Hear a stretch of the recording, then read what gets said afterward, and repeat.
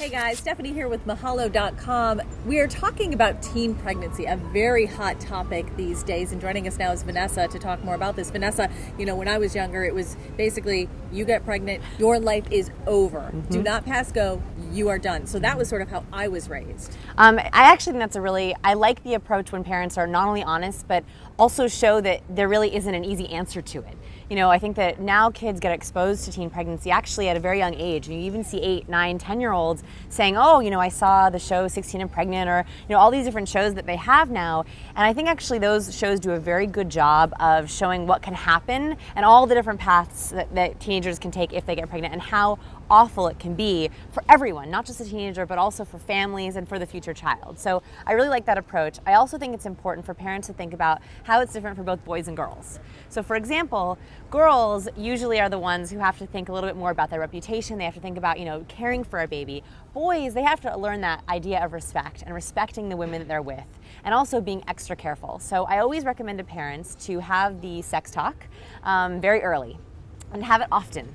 So that means starting when they're young, just explaining what things are, and then as they get older, explaining how it goes deeper, what can happen, and how to protect themselves. I also think that I know this makes parents very, very uncomfortable, and I totally get that. One thing that can help is giving your teenagers a book or a resource they can look at after you've gone. So a parent can sit down and say, here's what everything is, and then the teenager's like, okay, great, I don't have any problems. But if they leave them with a book, they can sort of look on their own, and that also prevents especially boys or girls from searching online looking for things, because oftentimes they don't find the right thing. So to give them a book they can look at on their own is a lot better. How much should you get into the whole contraception? Because a lot of parents are afraid that that's going to give my child permission to have sex.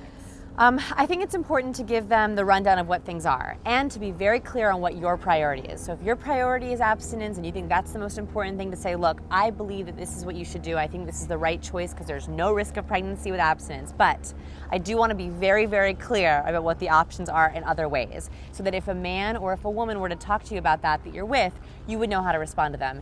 That way, if you don't talk about it, I think that on the playground there can be all these myths, and that's worse than them not knowing anything.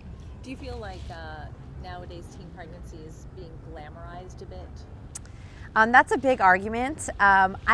If you watch these shows, I don't think so. But if you're worried about that, I think to sit down and watch the shows together, or to talk about celebrities who are pregnant and say, gosh, can you imagine how it affects her life? If you were pregnant, what would you do? If you got your girlfriend pregnant, what would you do?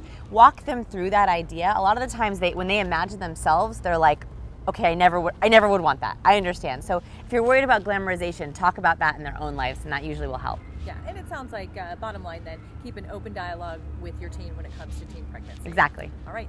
Well, thanks, Vanessa. And if you'd like more information about any of the topics discussed, you can click on any of the links you see here. You can also subscribe to Mahalo Parenting, or send us an email at requests@mahalo.com.